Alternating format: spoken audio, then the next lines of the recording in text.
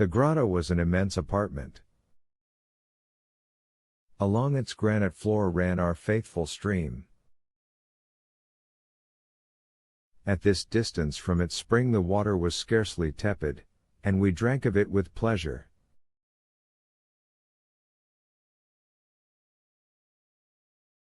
After breakfast the professor gave a few hours to the arrangement of his daily notes.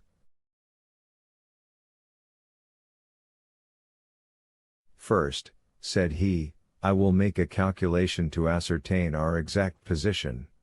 I hope, after our return, to draw a map of our journey, which will be in reality a vertical section of the globe, containing the track of our expedition.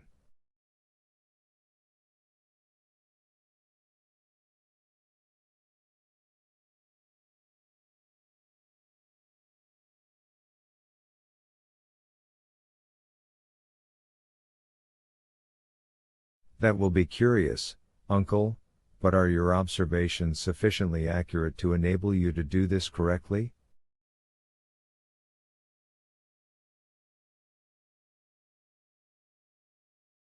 Yes, I have everywhere observed the angles and the inclines.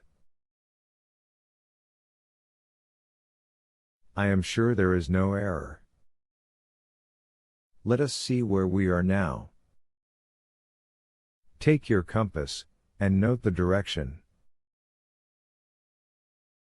I looked, and replied carefully.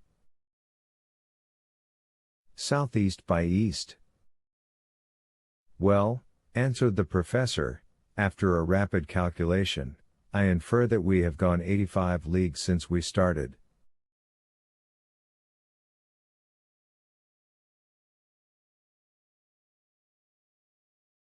Therefore we are under mid-Atlantic? To be sure we are.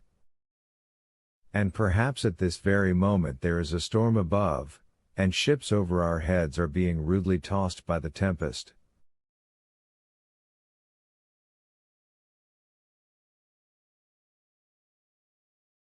Quite probable. And whales are lashing the roof of our prison with their tails? It may be, Axel, but they won't shake us here. But let us go back to our calculation. Here we are 85 leagues southeast of Snaefell, and I reckon that we are at a depth of 16 leagues.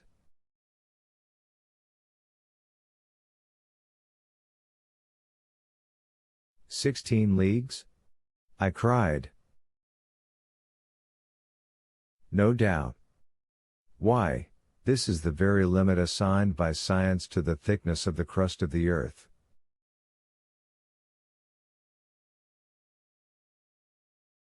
I don't deny it. And here, according to the law of increasing temperature, there ought to be a heat of 2732 degrees Fahr.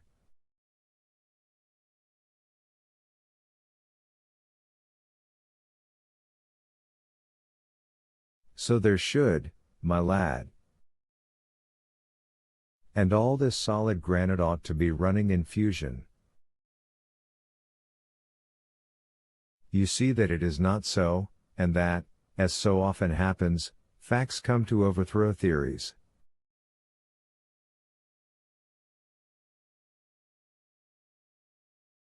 I am obliged to agree, but, after all, it is surprising.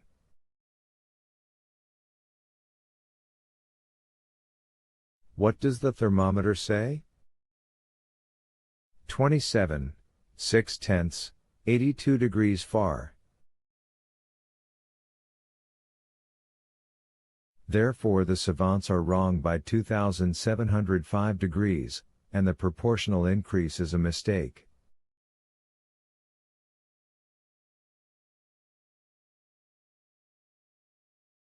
Therefore Humphrey Davy was right, and I am not wrong in following him. What do you say now? Nothing. In truth, I had a good deal to say. I gave way in no respect to Davy's theory. I still held to the central heat, although I did not feel its effects.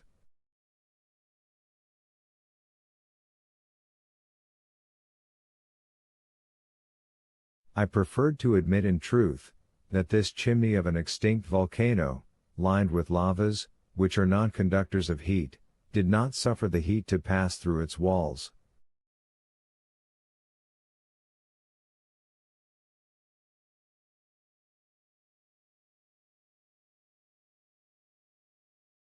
But without stopping to look up new arguments, I simply took up our situation such as it was.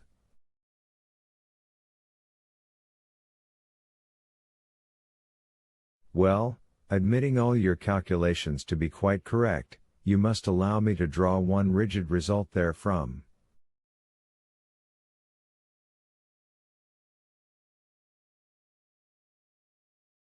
What is it? Speak freely.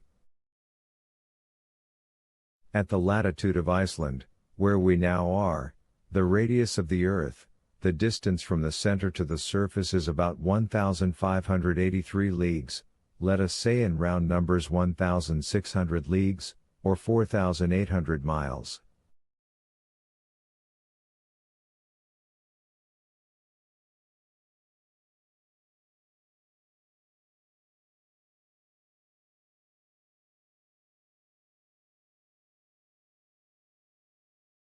Out of 1,600 leagues we have gone 12. So you say. And these 12 at a cost of 85 leagues diagonally? Exactly so. In 20 days? Yes. Now, 16 leagues are the 100th part of the Earth's radius.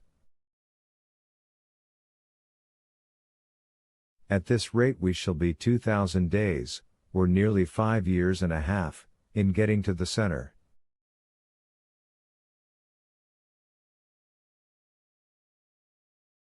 No answer was vouchsafed to this rational conclusion.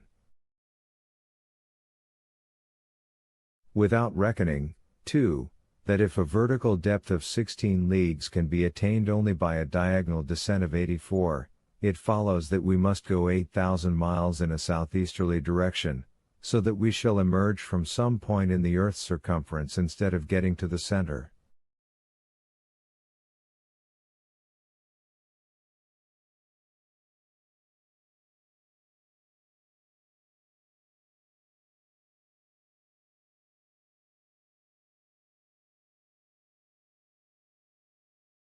Confusion to all your figures, and all your hypotheses besides, shouted my uncle in a sudden rage.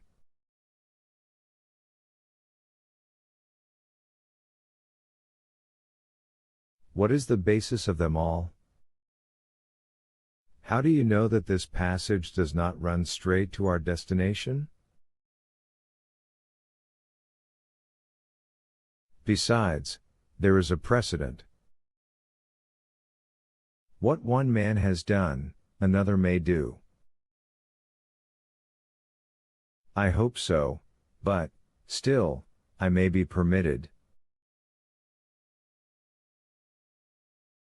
You shall have my leave to hold your tongue, Axel, but not to talk in that irrational way.